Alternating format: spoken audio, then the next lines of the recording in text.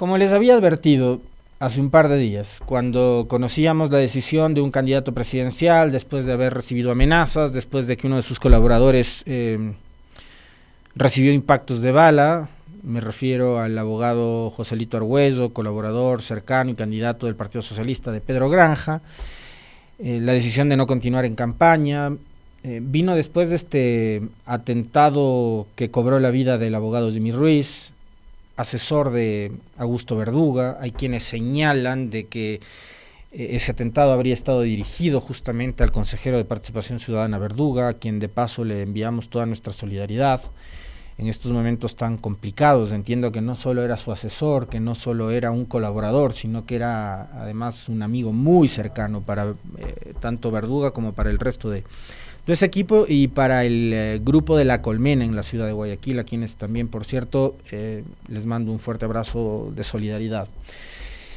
Días antes vimos cómo el auto en el que transitaba el hijo de otro candidato presidencial, de Jimmy Jairala, creo que es su hijo Diego, junto a su novia y junto a algunas otras personas, incluido su conductor, su custodio, había sido también objeto de un atentado. Ventajosamente ahí tampoco hubo víctimas mortales, sí resultó herido el custodio, y así por el estilo, ¿no? Acá estamos hablando de personas que están vinculadas al ámbito público, a la vida política, hablamos de candidatos, de familiares de candidatos, y hablamos también de funcionarios que colaboran en el Consejo de Participación Ciudadana con un personaje específico que es Augusto Verduga. Hasta el sol de hoy no hay un solo pronunciamiento sobre estos hechos últimos de parte ni del presidente de la República ni de la ministra del Interior, la señora Palencia, que es la encargada de manejar estos temas relacionados con la seguridad en el país. Y eso ustedes me dirán, pero ¿por qué otra vez vuelves a hablar? Ayer ya lo dijiste. Bueno, porque a mí me parece que es importante mencionar eso, porque da cuenta de los niveles de probablemente insensibilidad que hay de parte del presidente y de la ministra.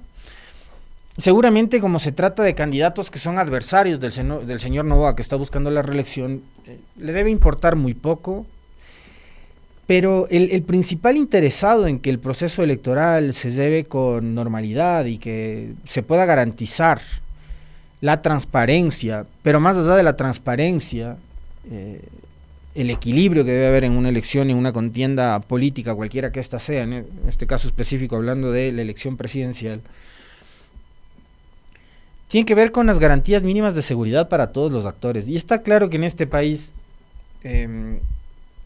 parecería que ya nos estamos acostumbrando a vivir como probablemente durante las últimas décadas y los últimos años ha vivido México, ¿no? Donde ya casi es normal y parte del escenario habitual y del paisaje cotidiano que existan candidatos asesinados o atentados en contra de determinados actores políticos o alcaldes asesinados o autoridades, gobernadores, en este caso prefectos, concejales o cualquier otro personaje relacionado con las actividades políticas, pues víctima de un atentado. Parecería que ya estamos empezando a normalizar eso, ¿no? Como en algún momento creo pasó y está pasando y sigue pasando todavía en México, donde hay un altísimo nivel de influencia de los cárteles de la droga, ¿no?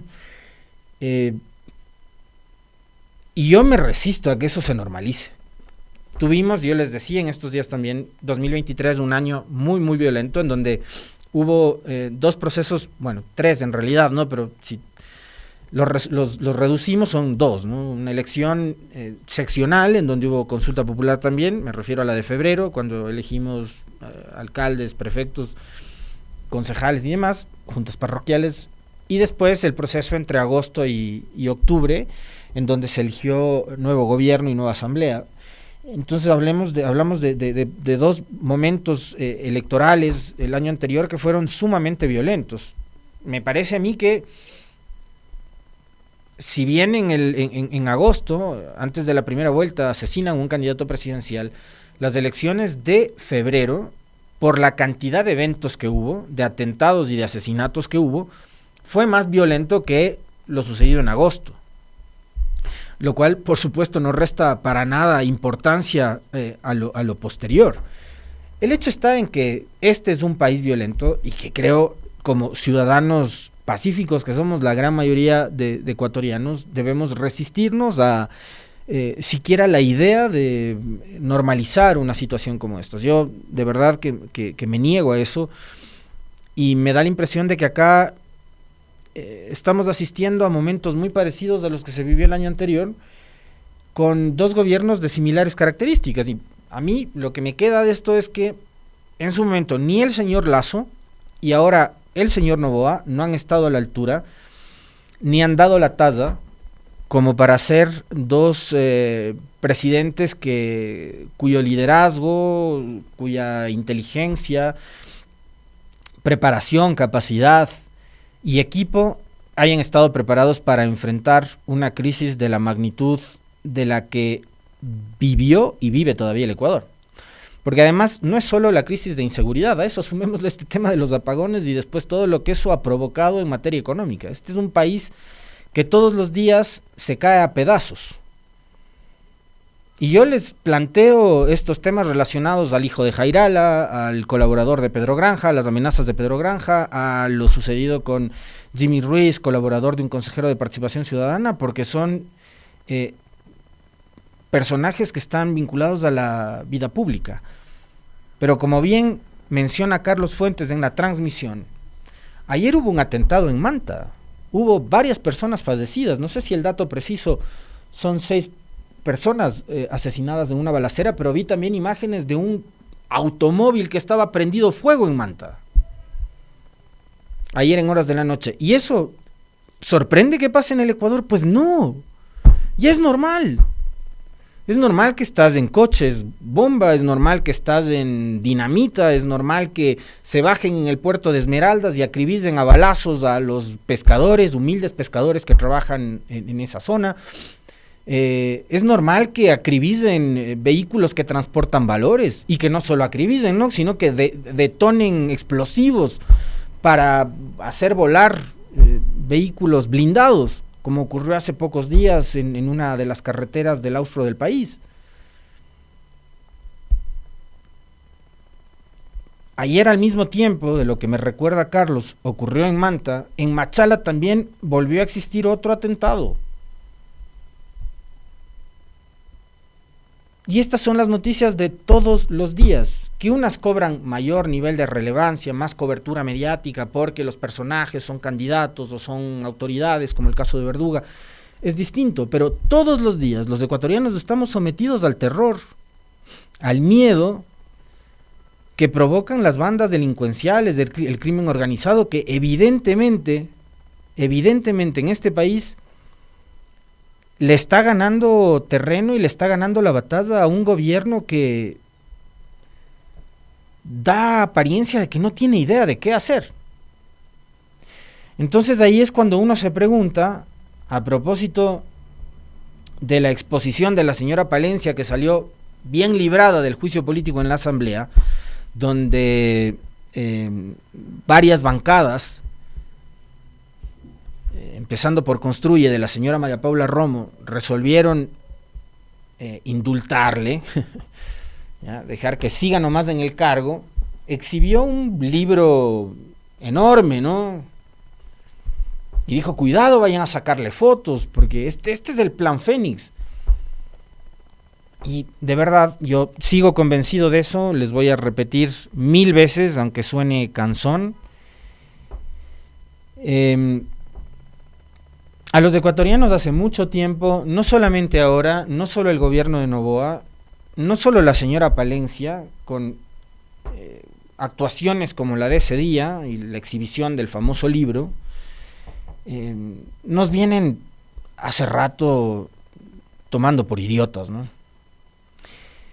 Seguramente ese paquete de documentos contienen, sí, muchas fotos, probablemente hasta tweets, publicaciones en Facebook, en otras redes sociales, muchos de los reportes, ¿no?, de los partes que emite la policía, ahora también las Fuerzas Armadas, que supuestamente colaboran en el ámbito de la seguridad. Debe ser una recolección de documentos y de información, que son los informes que todos los días elaboran estos organismos encargados de la seguridad. Pero es muy diferente hablar de un plan estratégico de seguridad, bien elaborado. Yo no soy experto en esta materia. Algún rato que venga y converse con nosotros acá, le preguntaremos al general Altamirano, al general Mantilla, al doctor Paladines, a Jorge Núñez, a Carla Álvarez, a Carolina Andrade, que son tantos académicos, investigadores en materia de seguridad, y algunos de ellos también militares y policías retirados. Me refiero a Mantilla y a Altamirano, que sí conocen de esta materia. Pero un plan de seguridad, yo estoy seguro que no debe tener un grosor de este tipo. Porque es como, yo mañana voy, recojo aquí, me pongo a reciclar papel en el escritorio de cada uno de los compañeros de la redacción de la radio, más todos los papeles que logre recolectar yo de la oficina, y hago una torre de documentos y les digo, este es el plan Fénix, y ustedes tienen que comerse el cuento de que ese es el plan Fénix. Me imagino que un plan bien elaborado de seguridad debe ser como ahí, con objetivos clarísimos, con diagnósticos también muy precisamente definidos, y con disposiciones de igual manera muy detalladas. Pero un plan de seguridad de este grueso, de verdad que a mí lo que hizo la ministra Palencia me pareció una burla, pero no una burla en contra de los asambleístas. Seguramente ellos estaban pensando que le estaban hablando únicamente a la asamblea y a los 137 legisladores, y probablemente al par de interpelantes. Esa burla, esa payasada de exhibir una torre de documentos vacíos, es a los familiares de Jimmy Ruiz. Esa burla es a los 6 asesinados de ayer en Manta y a los familiares. Y esa burla es a los más de 5.800 personas que llevan ya asesinadas en lo que va de este año. Que además de eso exhiben como que si fuera un gran logro haber reducido de 6.000 y pico de muertes del 2023 a 5.800 y pico de muertes en lo que va del 2024. Un gran logro. Ahorro de vidas, le denominan ellos. Entonces la burla no fue, y eso de no tomaran fotos, ¿no? O sea, una cosa realmente patética, muy ridícula. No fue a los asambleístas la burla. La burla es a los familiares de cada una de las personas que han sido víctimas de la delincuencia en lo que va de este gobierno, que está próximo a cumplir un año en funciones. En poquísimos días Novoa cumplirá un año en funciones. Y en medio de todo esto y de la crisis de los apagones, de la cual por supuesto el gobierno pretenderá que no se hable, empieza a lanzar pirotecnia, ¿no? Y parte de esa pirotecnia tiene que ver con, porque además se trata de un presidente que es candidato, se trata de un candidato que es presidente, y que no ha dejado de estar permanentemente en campaña. O sea, Novoa, yo me imagino que el 10% del tiempo lo dedica a gobernar y el 90% del tiempo lo dedica a hacer campaña. En eso se incluye, por supuesto, el tiempo que desperdicia haciendo TikToks, ¿no? Y ahora veo una manía. Además es un presidente súper vanidoso, súper ególatra, de hacerse TikToks siempre con camisetas de manga, sin mangas, ¿no? Con BBD se les llama. Para mostrar los brazos, para mostrar los músculos.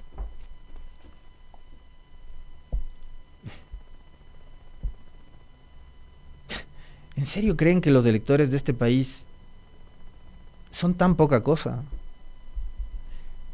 ¿En serio creen que las mujeres de este país se van a dejar convencer porque le ven los músculos al presidente? ¿En serio creen que las mujeres de este país, la gran mayoría de mujeres de este país, piensan como piensa Diana Jacome o como piensan las señoritas Jaramillo en el gobierno? ¿En serio creen que en este país una elección presidencial puede reducirse a una publicación que lo único que busca es likes y aprobación de las chicas? Tómense en serio este tema porque cuesta vidas y al país le cuesta mucho dinero. Dinero que por supuesto al presidente y a su familia le sobra, ¿no? Entonces, como es un presidente que está en campaña y es un candidato permanente, yo no sé si es que en caso de ganar, ojalá y no sea así, por supuesto, los próximos 4 años va a seguir en campaña, porque no se olviden que Noboa podrá reelegirse si es que quiere en el 2029. Entonces ayer lanza 2 anuncios. El uno tiene que ver con que Daniel Noboa ofrece pagar $400 en el programa Jóvenes en Acción. Los jóvenes de entre 18 y 29 años podrán ser beneficiarios de un bono de $400 por contribuir a enfrentar la crisis económica, climática y energética que vive el Ecuador. La decisión la tomó el presidente Daniel Noboa mediante decreto ejecutivo 448, firmado este miércoles 6 de noviembre. Para entregar el beneficio, el gobierno creó el programa Jóvenes en Acción, que beneficiará a más de 80,000 jóvenes a escala. Sácame el cálculo, por favor, Esteban. $400 por 80,000 jóvenes. Para entregar el beneficio, el gobierno creó el programa Jóvenes en Acción, que beneficiará a 80,000 jóvenes a escala nacional durante 3 meses. Y a eso multiplícale por 3 meses, por favor. El anuncio se hizo la noche del martes 5 de noviembre en su cuenta de Instagram, con un reel, o sea, con un TikTok, ¿no? Quienes quieran ser parte de este programa deben ser jóvenes que han emprendido acciones para aportar a la superación de la crisis económica, ambiental y energética que vive el país. Además, dice el gobierno, el objetivo es fortalecer las capacidades de los ecuatorianos, abrirles oportunidades y promover su participación como actores clave para el desarrollo del país. Para concretar la propuesta, los ministerios de Ambiente, Agua y Transición Ecológica, de Agricultura y de Transporte y Obras Públicas deben emitir de forma independiente una lista de acciones en las que podrán estar inmersos los jóvenes que quieran acceder al beneficio. Cada uno de los ministerios definirán el mecanismo para monitorear las acciones que hagan los jóvenes inscritos. Por su parte, el Ministerio de Economía y Finanzas será el encargado de transferir los recursos al Ministerio de Inclusión Económica y Social MIES para que se cancele este bono. Los pagos se harán por medio de depósitos a cuentas bancarias, indica el decreto. Bueno, ahí te ponen los requisitos para inscribirte, etcétera, etcétera. Son 96 millones, gracias a mi asesor Esteban, asesor económico. 96 millones de dólares. A eso súmenle condonar deudas a las juntas de agua, que yo no sé en realidad cuál es el beneficio. Acá el otro día Guillermo Churuchumbi puso en tela de duda que el proyecto, programa u ofrecimiento del gobierno, ¿no? A eso súmenle el que quiera condonar el pago de las planillas a quienes consuman hasta 180 kilovatios durante 3 meses.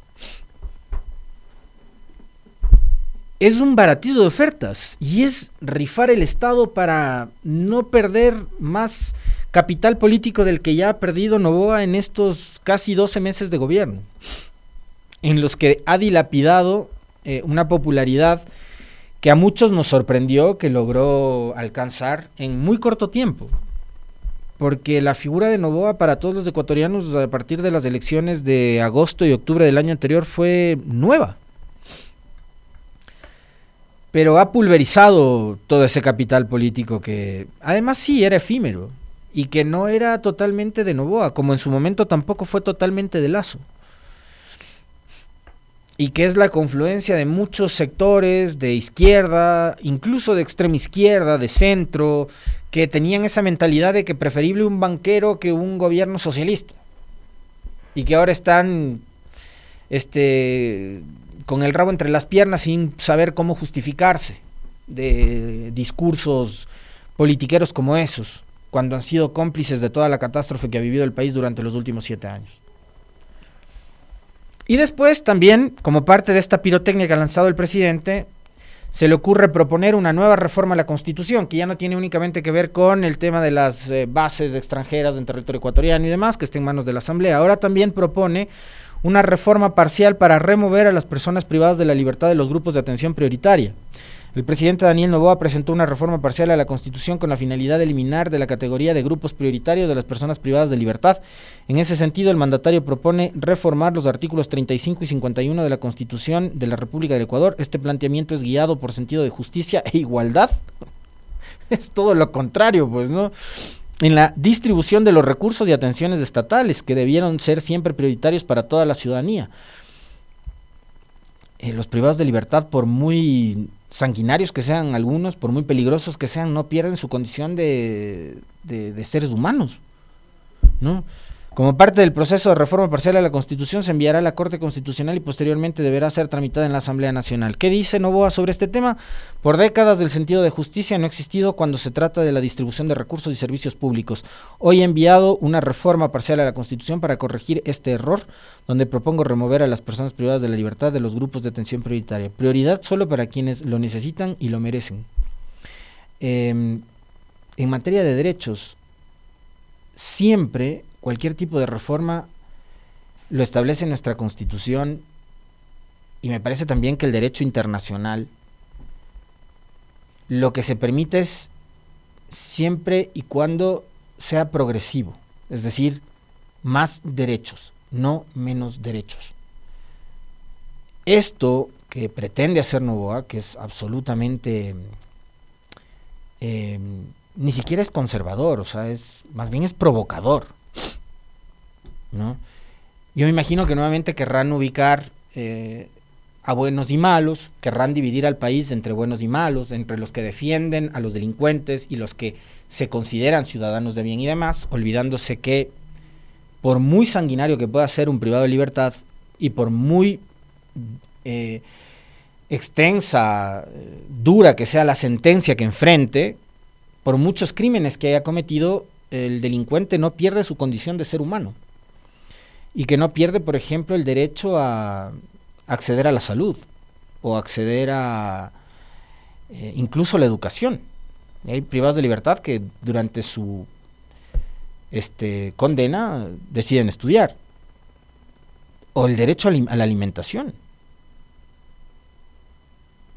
Entonces acá creo que las miras de toda la sociedad en este país van a posarse sobre lo que resuelva en torno a este tema la Corte Constitucional, porque en materia de derechos, insisto, y más cuando se trata de derechos humanos, porque estamos hablando de personas privadas de la libertad, no estamos hablando de palmeras, ni estamos hablando de tazas, ni estamos hablando de cerdos, estamos hablando de personas privadas de la libertad.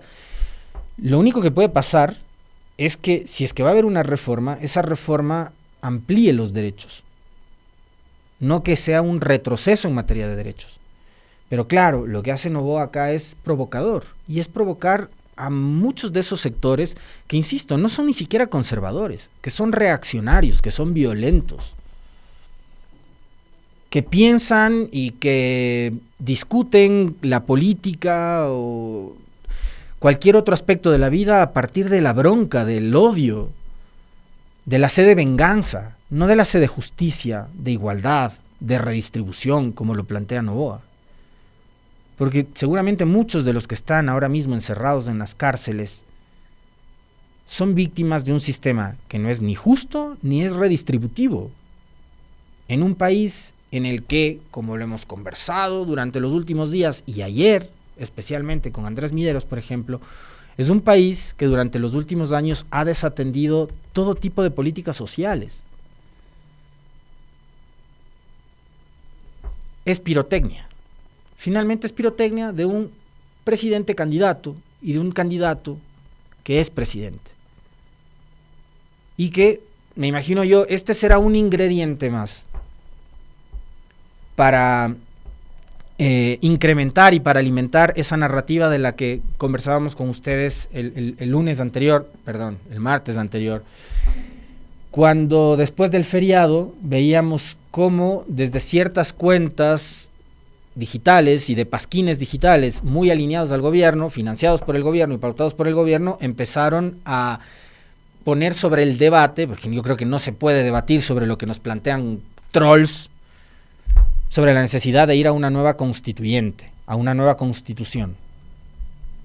Que me imagino yo lo que pretenderán es que no sea una constitución en la que se garanticen los derechos hasta de la naturaleza, como la Constitución de Montecristi. Lo que querrán es una constitución con menos derechos, no solo para la naturaleza, sino para todas y todos nosotros, pues. Y me parece que hacia allá van, ¿no? Es la destrucción total del Estado, la destrucción y el desmantelamiento total de lo público, y un país que funcione y un Estado que funcione únicamente para precautelar sus intereses y en donde solo prevalecerán ellos, ¿no? Las élites, los que tengan el poder económico, en fin. Los chats de Villavicencio.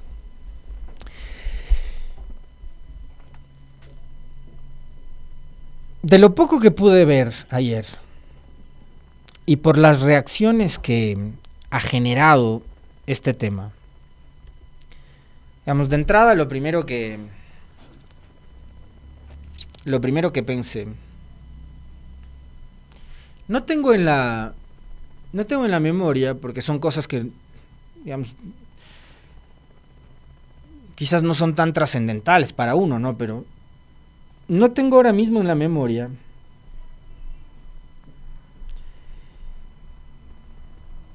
la fecha en la que Boscán y su esposa se fueron del país. Si me recuerda a alguien de ustedes, les agradezco. Búscame esa fecha, Esteban. En la que de paso lanzaron, si no me equivoco, fue en esos días también, un chat con la fiscal. Y empezaron a revelar ciertas cosas de chats. Pero de eso ya ha pasado algunos días, ¿no? Son algunas semanas. Entonces, por la reacción de la Posta y de Vivanco en esos dimes y diretes de ayer con Correa, una vez que Correa reposteó el anuncio de una cuenta anónima sobre la divulgación de ciertos chats que corresponderían al teléfono de Villavicencio, a mí lo que me da la impresión es que la Posta ya tenía esta información hace mucho tiempo, y que vayan a saber ustedes por qué no la publicaban o por qué no la divulgaban o no la difundían. Muchas veces esta información, por cómo la han manejado ciertos medios de comunicación y periodistas, puede convertirse en materia de canje, ¿no? Porque si una de las personas involucradas es la fiscal, y Boscán, por ejemplo, y la misma Posta, tiene algunos líos con la fiscal, bien podían haber estado conversando sobre el contenido de estos chats. Se me ocurre. Yo por las señores de la Posta no voy a poner jamás en la vida mis manos al fuego. Es gente de la que no tengo un buen concepto, nunca lo he tenido. Coincido absolutamente con la visión que hace algunos días en este espacio Decio Machado tenía y decía sobre estos medios de comunicación. Y creo que esa forma de manejar los tiempos para publicar información tan importante demuestra aquello, justamente, esa tesis de que usan cierta información como herramienta de canje. Entonces aparece una cuenta anónima. Gracias, Esteban. Martes 10 de septiembre. Octubre, noviembre. Es justo 2 meses. Aparece una cuenta anónima de gente que dice: nosotros también tenemos los chats del teléfono de Villavicencio y los vamos a empezar a publicar. Entonces te iban a ganar la primicia, ¿no?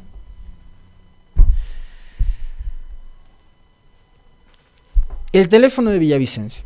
Ese aparatito que es y que ha sido materia de tanto debate, de tanto comentario, sobre el cual lamentablemente la propia familia de Villavicencio y las personas más cercanas a Villavicencio le mintieron al país.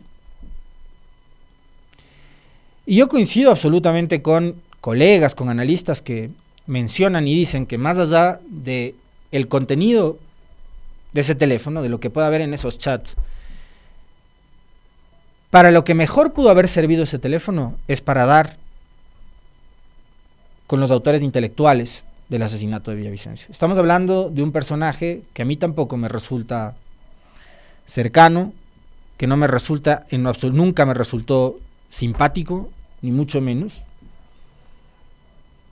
como Villavicencio. Pero al mismo tiempo estamos hablando de un ser humano. Por muy lo que sea que haya sido el hombre, de quien por supuesto tampoco tenía yo un buen concepto, pero era hijo, era hermano, era padre, era esposo y era amigo de mucha gente. Y mucha de esa gente seguramente les lloró sinceramente. Otros les lloraban hipócritamente y otros les lloraban seguramente con mucha preocupación de lo que podría haber generado su muerte. Y probablemente también la divulgación de la información que contenía su teléfono.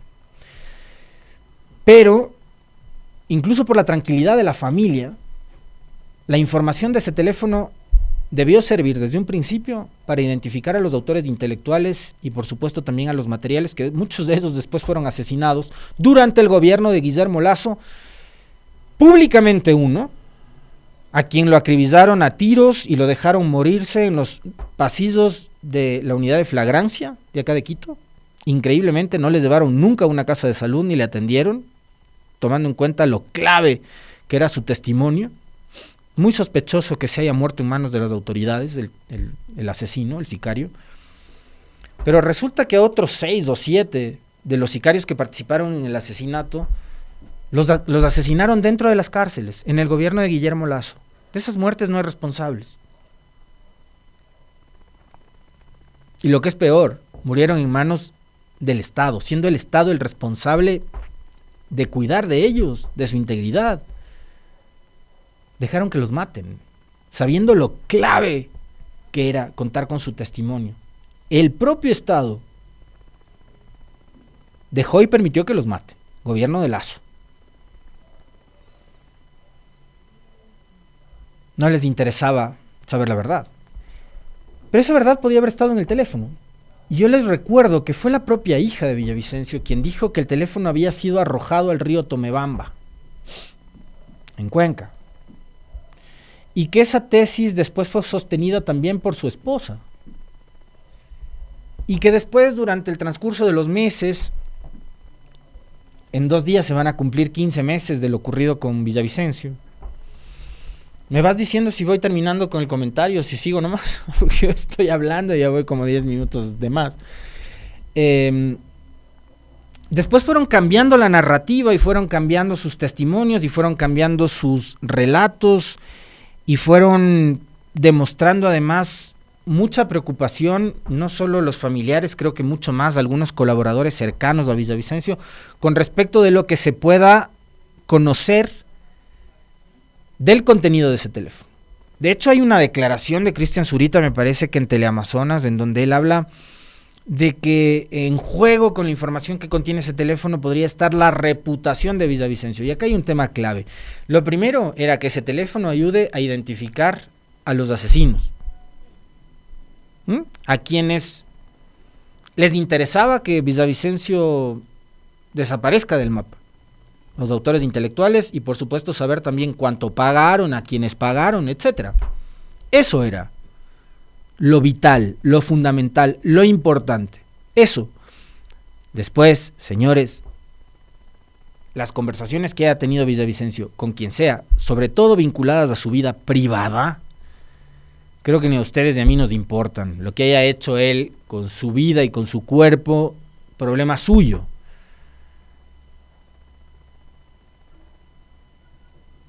Pero creo que acá no está en juego únicamente la reputación de Villavicencio. Y eso creo que en este momento es lo que nos plantea esta situación y esta coyuntura una vez que han aparecido los chats. Yo me voy a comprar una bolsa de canguil, 9:15 me dijo la Meli, que han anunciado los señores del medio digital Aposta que van a empezar a publicar los chats que han considerado ellos que son publicables, porque hay otros que dicen que no tienen que ser publicables, y yo coincido plenamente que lo que tiene que ver con su vida privada, esos problemas de Villavicencio se los llevará y se los llevó indudablemente a la tumba. Pero sí me sentaré a ver, porque acá creo que no está en juego únicamente la reputación de Villavicencio, sino la de mucha gente.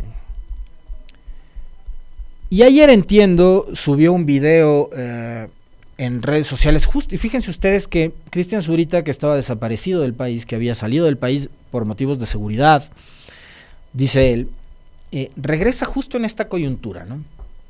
Hace pocos días atrás él reapareció en la vida pública del país, y ¡pah!, aparece además también esta novedad de que han logrado obtener los chats. Pero hay, creo, una información que, a propósito del aparecimiento de estos chats, vale la pena comentarla, porque hace 2 días la Fiscalía General del Estado publicó un comunicado sobre este tema. Ante el video que circula en redes sociales respecto al celular que perteneció a Fernando Villavicencio, Fiscalía hace un llamado a no utilizar a la institución con fines electorales.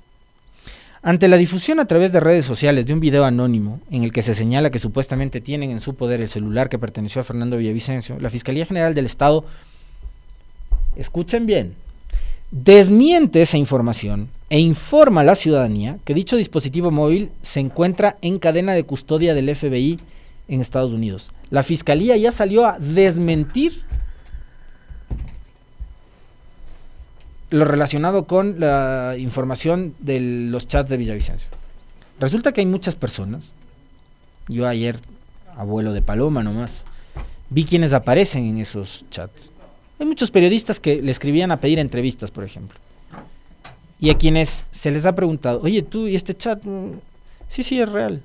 Pero claro, no es nada comprometedor. Asambleísta, ¿cree usted que podamos contar con su presencia en nuestro espacio para una entrevista sobre tal tema? Son 10 minutos. Sí, ese chat existe, esa conversación existió. Pero la Fiscalía ha salido a desmentir. Hay personas que han dicho, esos chats son reales. ¿Por qué la Fiscalía se anticipó a desmentir? Además que en el marco de la investigación por el asesinato del ex asambleísta y ex candidato presidencial, cuyo proceso terminó en sentencia contra 5 personas, ese celular no fue periciado por esta institución, sino por el mismo FBI, entidad que entregó en diciembre de 2023 a la Fiscalía una copia de su contenido. Dicho esto, la información que circula es falsa, dice la Fiscalía, y no podría estar en posesión de quienes intentan generar confusión a puertas de una campaña electoral. La Fiscalía General del Estado hace un llamado a la opinión pública a no utilizar a la institución con intenciones electorales. Esto es muy gracioso porque hay una buena dosis de cinismo en este comunicado. Desmienten cuando hay varios partícipes de esos chats que dicen, sí, es verdad, ese chat existe. Y claro, insisto, no hay nada comprometedor porque los periodistas le pedían a Villavicencio entrevistas todo el tiempo. Pero hay otros personajes y otros chats que aparecen en donde, además, parecería que Villavicencio lo que era un camaleón, ¿no? Porque está clarísimo que el hombre hablaba con todo el mundo, incluidos correístas que aparecen en esos chats. Que no son cosas comprometedoras, de acuerdo, pero que conversaba con todo el mundo. Pero que era un camaleón, porque dependía de la persona y dependía del tema, el tono con el que hablaba. Y refiriéndose a terceras personas, incluida la fiscal, era diferente el tono con el que hablaba entre sus colegas periodistas, por ejemplo, y algunos otros actores políticos o empresarios a los que les interesaba y mucho el rol de la fiscal.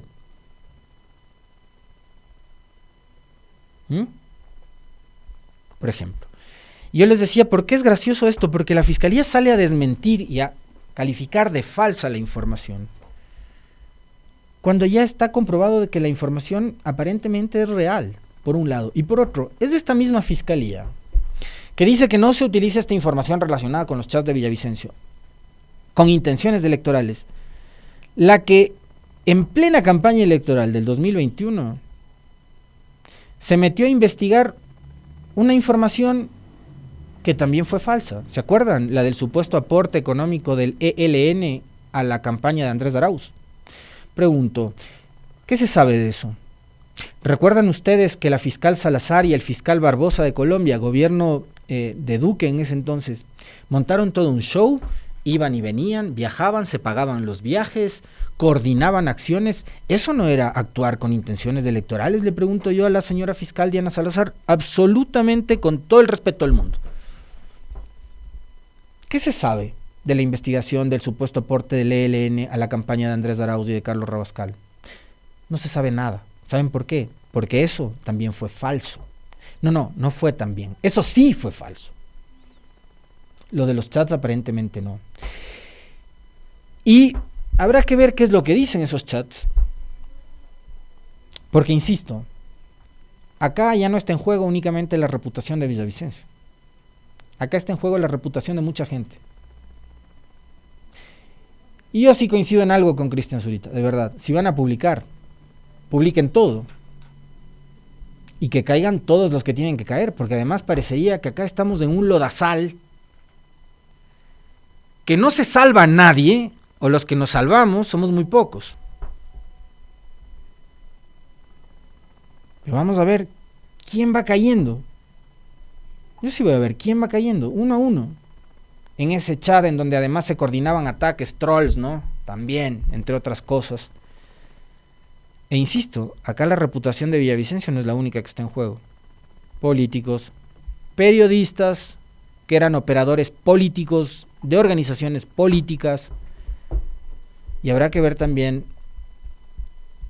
qué rol jugaba la fiscal en esos chats, que ha sido la primera en desesperadamente salir a desmentir esa información que a esta hora lo que sabemos es que es absolutamente real.